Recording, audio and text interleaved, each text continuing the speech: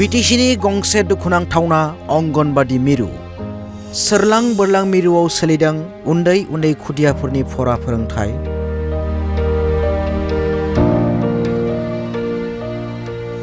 गरेश्वरनि महरिपारायाव अंगनबादि मिरुनि बे सोरलां बोरलां थासारि। जाय समाव बेटी बचाओ बेटी पढ़ाओ स्लोगान होनाय बीजेपी सरकारनि जौगाथायनि खंख्ला महर। गरेश्वरनि महरिपारायाव अंगनबादि मिरुनि बे सोरलां बोरलां थासारि।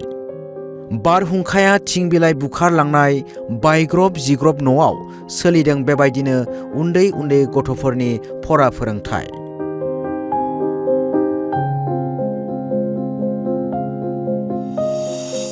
महरिपारानि सलादियाव थानाय बायग्रब जिग्रब अंगनबादि मिरुनि बे थासारि।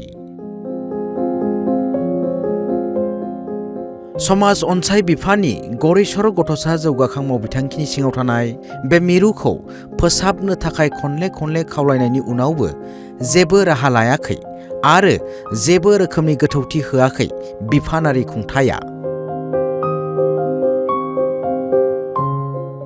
जाउनाव अखा बोथोराव आबुङै बन्द लाखिनो गोनां जायो मिरुनि फरा फोरोंथाय।